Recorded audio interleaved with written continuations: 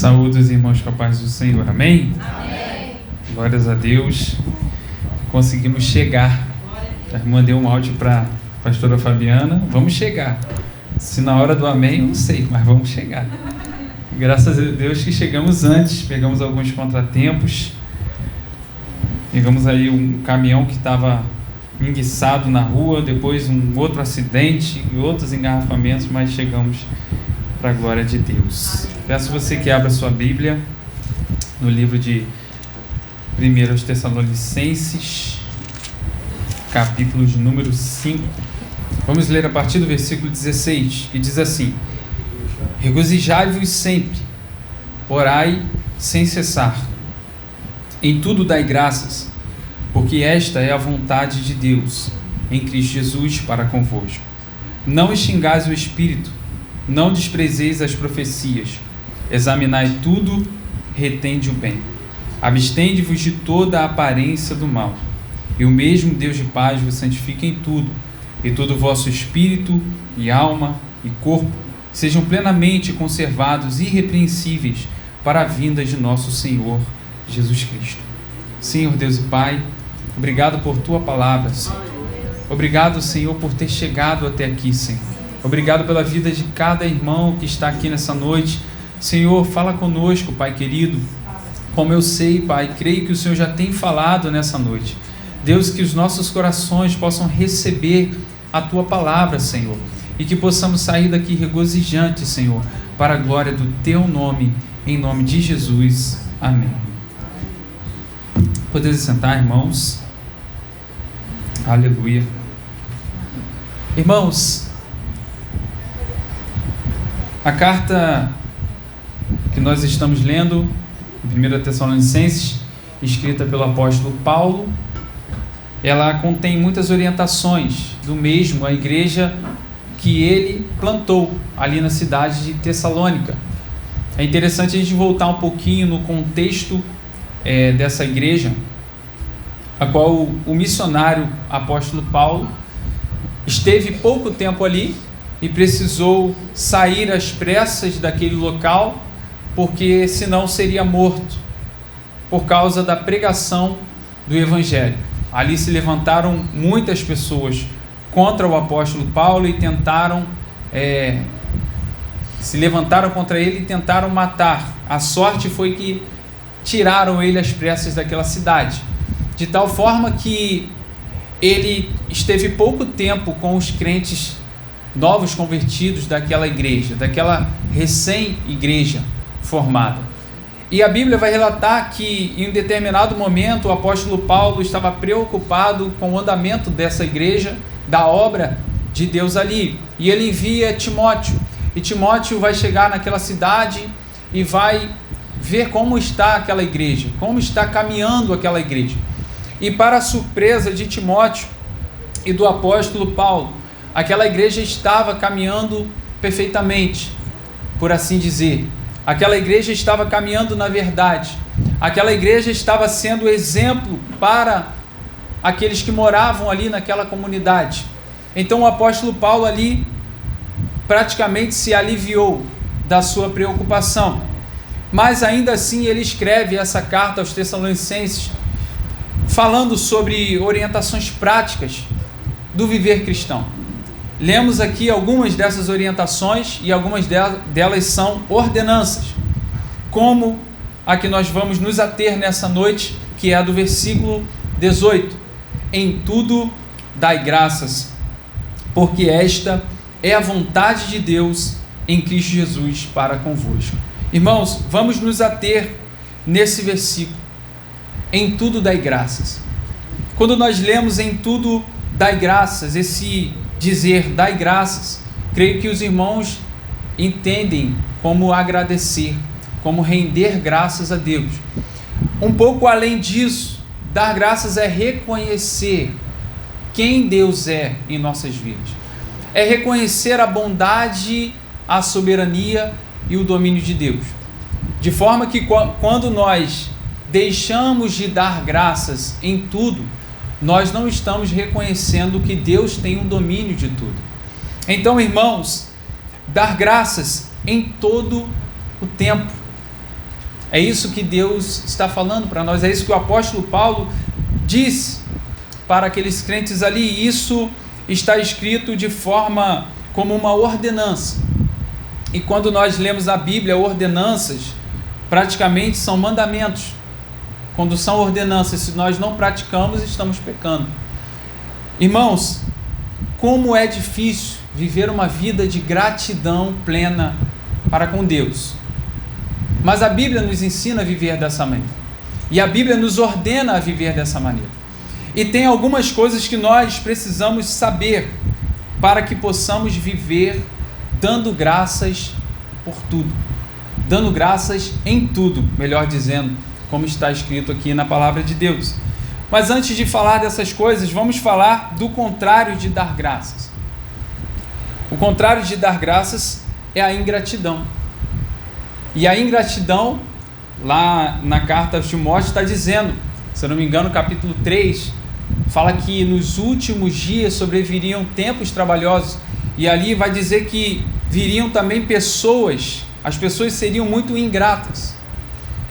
E muitas das vezes nós somos essas pessoas, mesmo na presença do Senhor, mesmo na casa de Deus, somos ingratos para com Ele. Mas a Bíblia, ela vai nos revelar, irmãos, que existem 3 tipos de pessoas. Existem os ingratos por completo, existem aqueles que são gratos pelo bem e ingratos pelo mal, e existem aqueles que aprenderam a agradecer a Deus em tudo. É interessante, se nós formos no Evangelho de Lucas, e eu vou abrir aqui rapidamente, no Evangelho de Lucas, no capítulo de número 17, versículo de número 12,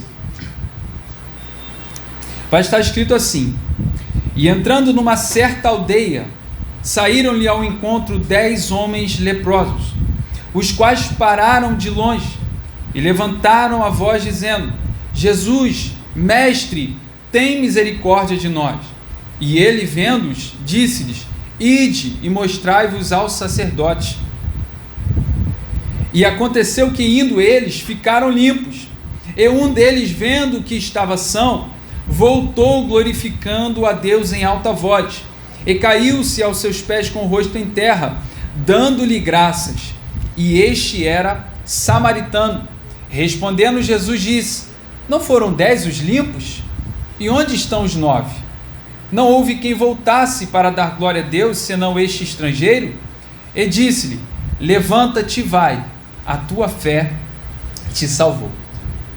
Aqui tem algumas coisas a ser consideradas. Primeiro, que os 9 representam os ingratos por tudo, porque recebem dádiva de Deus a todo tempo, mas não têm a capacidade de reconhecer que foi Deus quem os abençoou. E é interessante, se nós lermos aqui no versículo 17, que fala que apenas um voltou e os 9 não voltaram. Isso também pode nos dizer que são poucos os que conseguem viver uma vida de plena gratidão a Deus. E quando no versículo 18 vai falar: não houve quem voltasse para dar glória a Deus, senão este estrangeiro.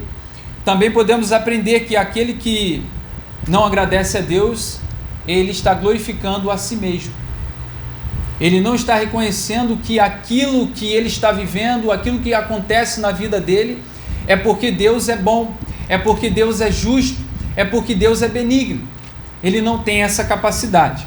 O segundo tipo de pessoa que eu disse aqui são aqueles que são gratos pelo bem e ingratos pelo mal. Gratos pelo bem e ingratos pelo mal. E tem uma pessoa aqui na Bíblia que em um momento passou por isso. E esse homem se chama Jonas. Jonas, irmãos, tinha tudo para viver uma vida plena com Deus, mas ele decidiu desobedecer à voz de Deus. Quando Deus o manda para a cidade de Nínive, ele vai para a cidade de Tarsis. E depois de muito desobedecer, ele volta, depois de Deus o mandar para a barriga de um peixe, ele vai até a cidade de Nínive. Mas no final da história de Jonas, a Bíblia vai revelar que Deus, ele se arrependeu do mal que iria fazer aquela cidade. Porque Jonas pregou naquela cidade e as pessoas se arrependeram do seu pecado.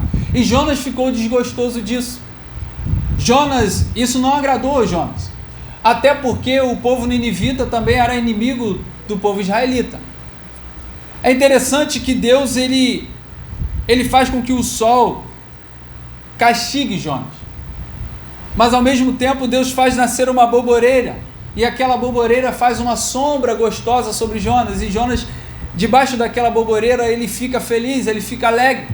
Mas no dia seguinte, aquela boboreira veio a morrer. E Jonas ficou desgostoso, Jonas pediu a morte. Ou seja, Jonas agradeceu pelo bem, mas foi ingrato pelo mal.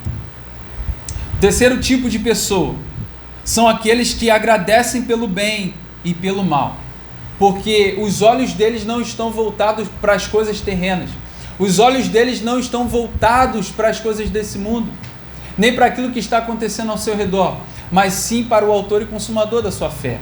Eles creem em Deus, eles têm a confiança plena de que se está acontecendo alguma coisa na minha vida que eu não queria que acontecesse, alguma circunstância, eu sei que Deus está no controle de tudo. Eu sei que todas as coisas cooperam para o bem daqueles que amam a Deus, porque assim a palavra de Deus diz. E o exemplo que eu tenho para trazer e que a Bíblia nos diz é sobre Jó. Um exemplo muito clássico, porque Jó era um homem temente a Deus. Jó era um homem que se desviava do mal. E Deus, ele permite que o diabo praticamente saqueie a vida de Jó por completo. As suas riquezas, a sua família, tudo que ele tinha, o diabo levou e ainda colocou uma doença sobre ele. Mas a Bíblia vai falar que naquele momento em que Jó estava praticamente ali à beira de surtar, vamos dizer assim, eu acho que cada um de nós aqui ia surtar com aquela situação. Jó vai dizer: no saí do ventre da minha mãe, Deus me deu, Deus tomou, bendito seja o nome do Senhor. Que possamos aprender com Jó, que foi um homem que foi grato não só pelo bem, mas também pelo mal. Não que nós estamos dizendo aqui para os irmãos gostarem do mal, não é isso. Mas é saber que naquela situação Deus vai prover algo bom para nós. Deus vai prover uma lição de vida para você. Hoje, até chegarmos aqui foi difícil, irmão. Olha, passamos por diversas situações.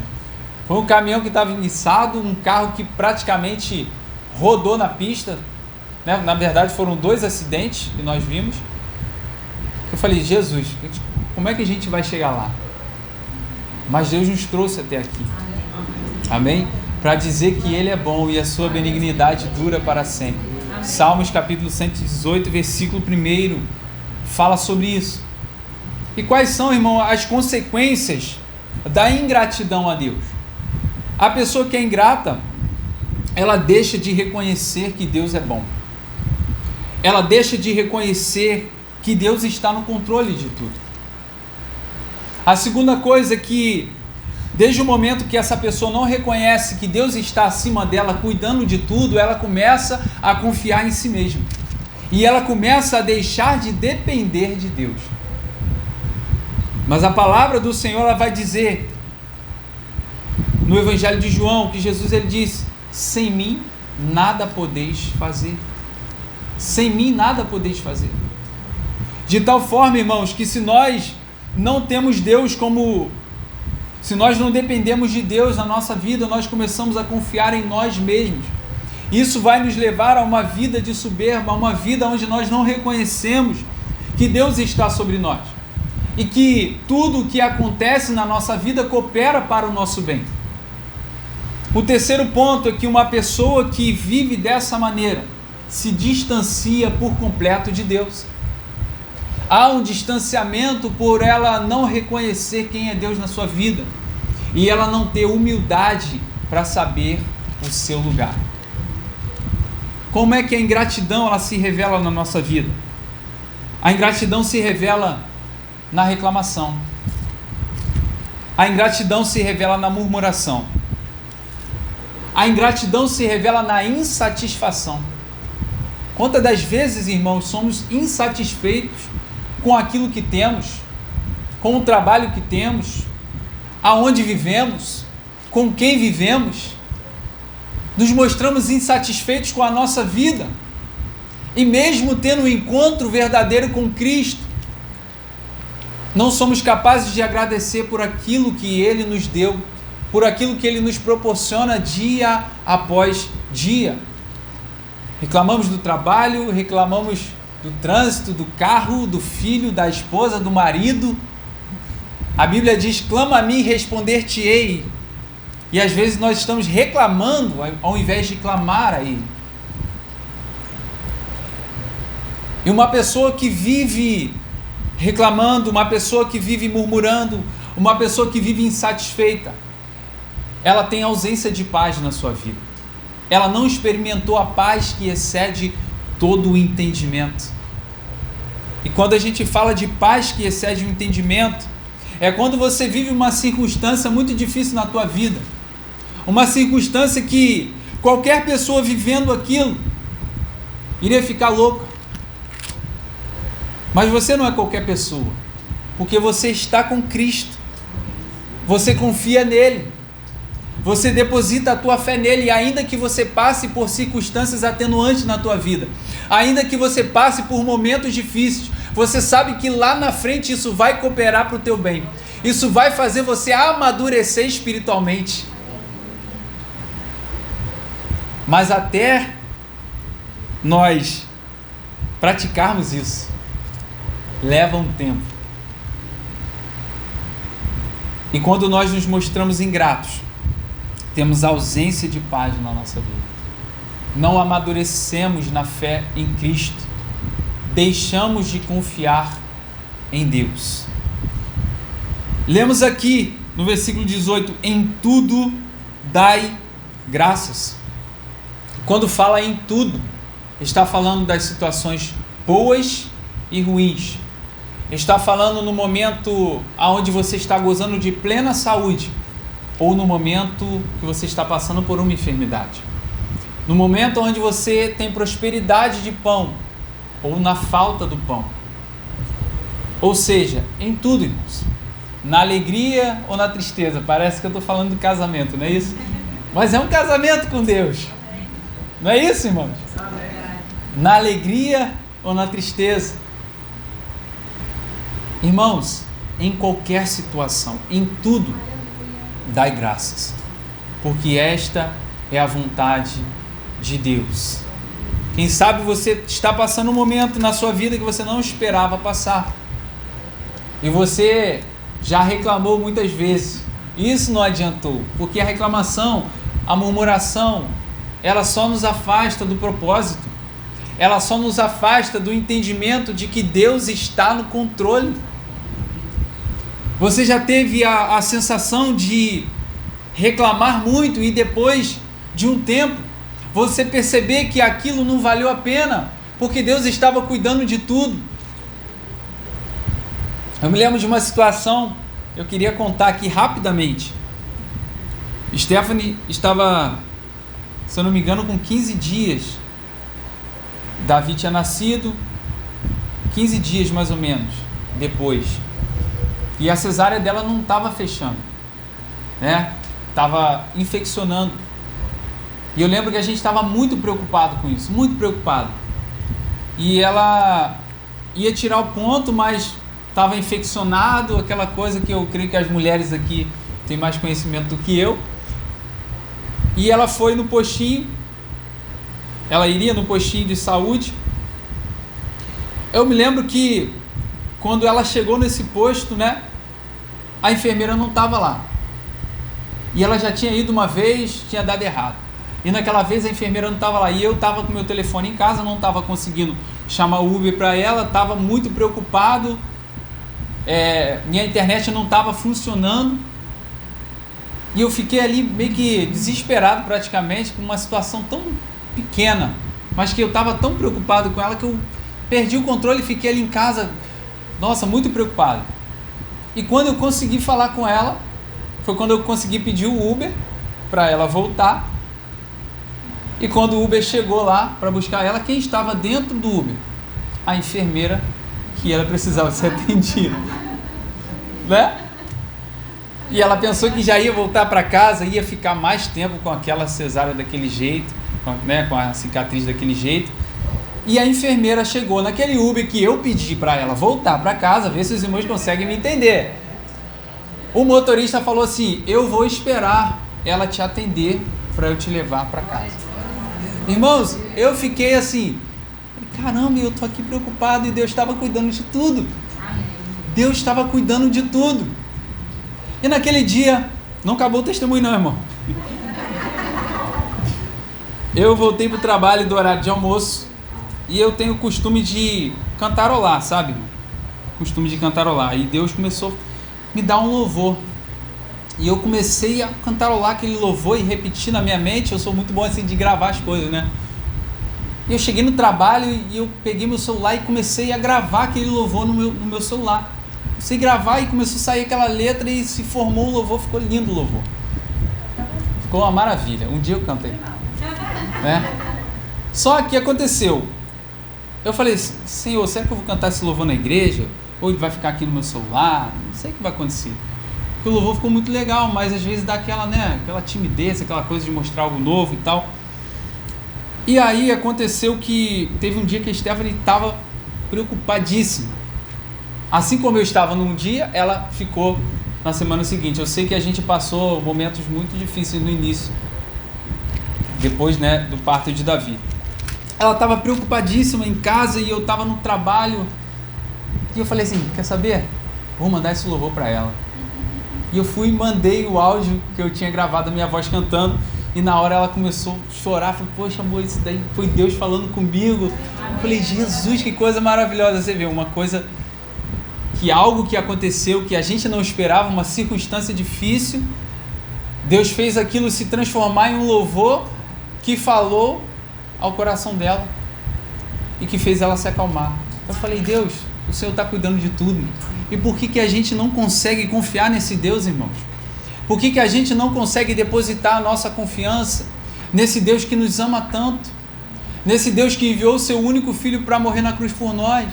Nesse Deus que cuida de nós todos os dias? Nesse Deus que te protege todos os dias, que te fez levantar hoje, que me fez levantar hoje com saúde, que nos fez chegar até aqui para glorificar o nome dEle, porque nós não conseguimos confiar nele. Porque nós somos tão incrédulos, irmãos. Aleluia. Mas a palavra do Senhor está dizendo para nós nessa noite, em tudo dê graças ao Senhor, em tudo agradeça ao Senhor, em tudo glorifique ao Senhor, porque esta é a vontade de Deus em Cristo Jesus para convosco. Aleluia. A vontade de Deus é que sejamos crentes fiéis a Ele. A vontade de Deus é que vivamos na paz dEle. Porque quando você reclama, quando você está insatisfeito, a paz foge de você.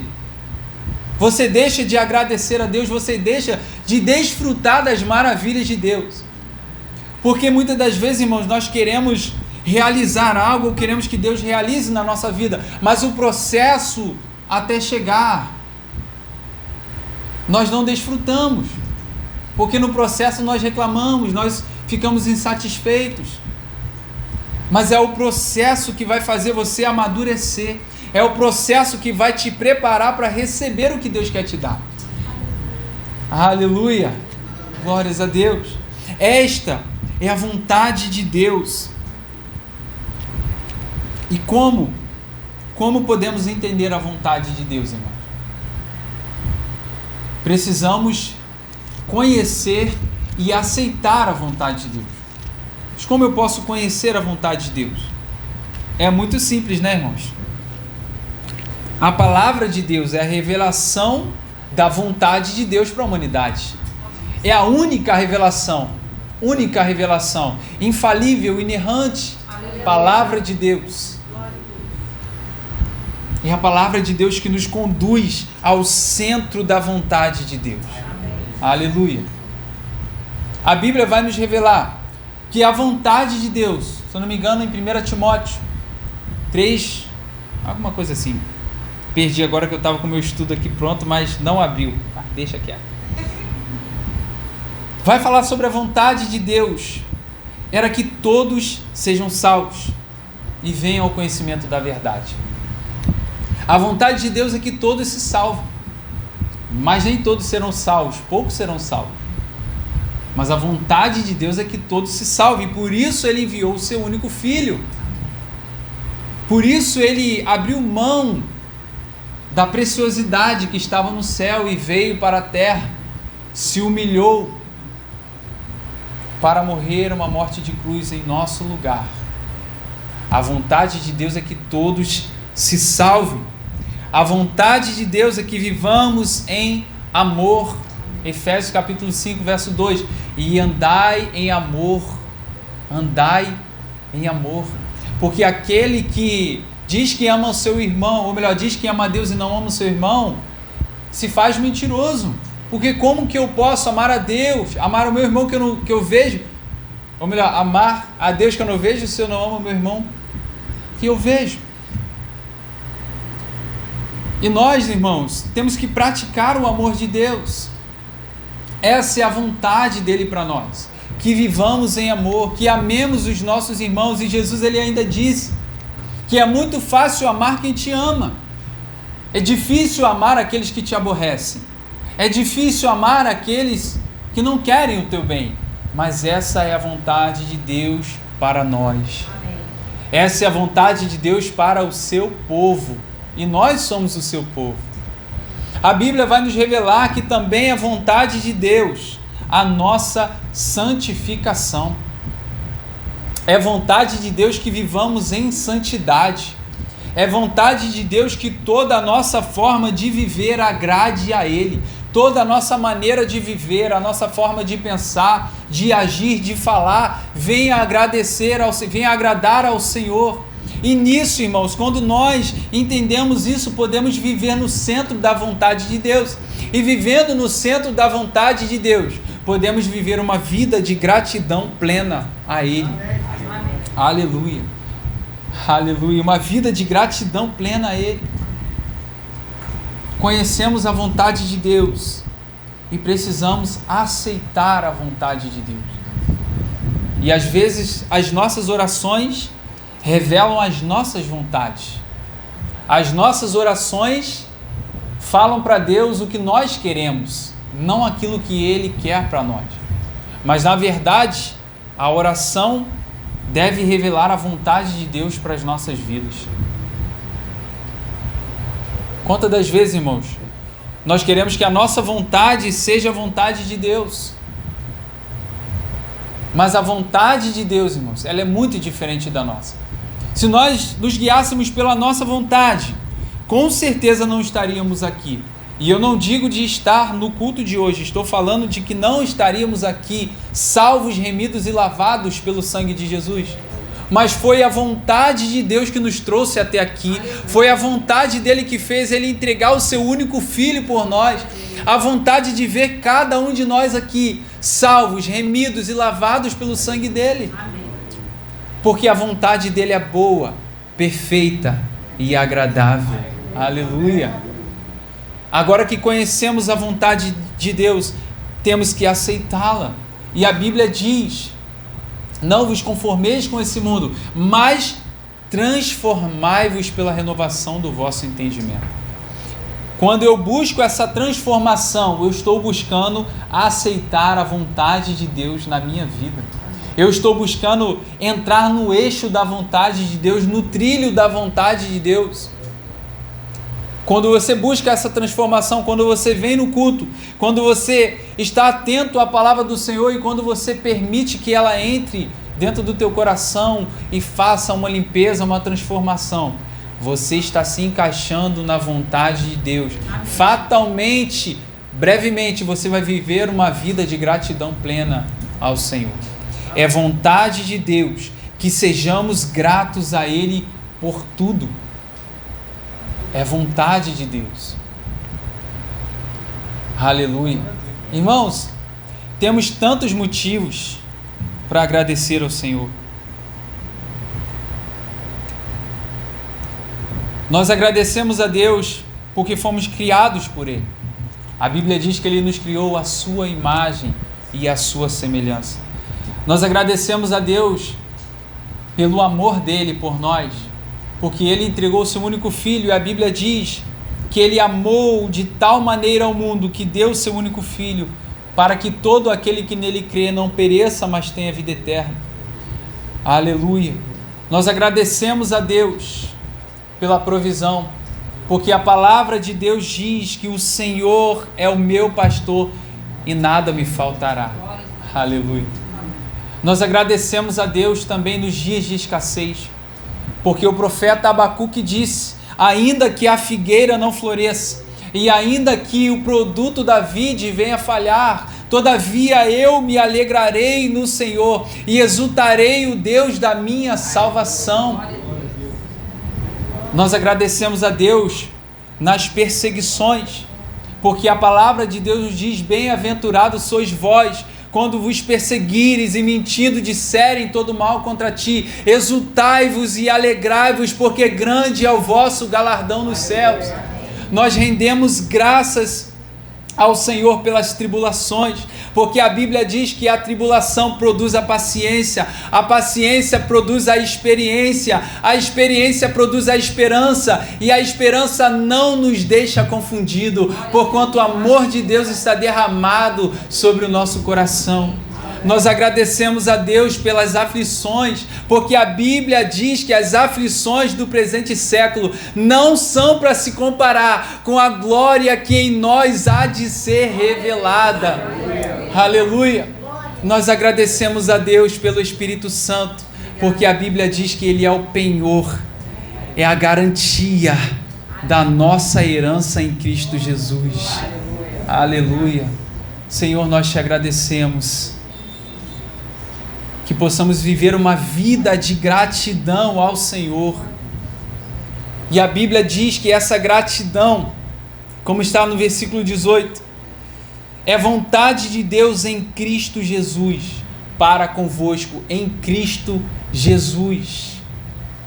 Porque em Cristo Jesus nós podemos viver uma vida grata ao Senhor. Somente em Cristo Jesus. Porque Ele disse que quem recebe o Filho, também recebe o Pai.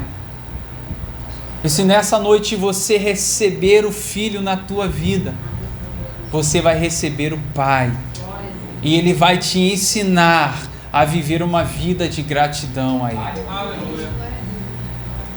Tudo se resume em Cristo. É por Ele, é para Ele, tudo vem dEle. E se nós estamos aqui, irmãos, é porque Ele nos permitiu estar aqui. Sejamos gratos ao Senhor, que possamos aprender com aquilo que nós ouvimos nessa noite, com a palavra de Deus, a ser gratos em tudo, a ser gratos nas circunstâncias boas, a ser gratos quando recebermos uma dádiva ou quando recebermos um mal, porque todas as coisas cooperam para o nosso bem, porque Deus ainda continua no céu, Deus ainda continua dominando, Deus ainda continua no controle de tudo. Apesar de olharmos para o mundo e vermos que o mundo está de cabeça para baixo, Deus ainda está no controle. Se a tua vida está de cabeça para baixo, Deus está no controle da tua vida. Se algo não está caminhando do jeito que você planejou, saiu do teu planejamento, mas não saiu dos planos de Deus. E os planos de Deus são bem maiores que os nossos. Amém? Que possamos confiar no Senhor. Receba essa palavra em nome de Jesus.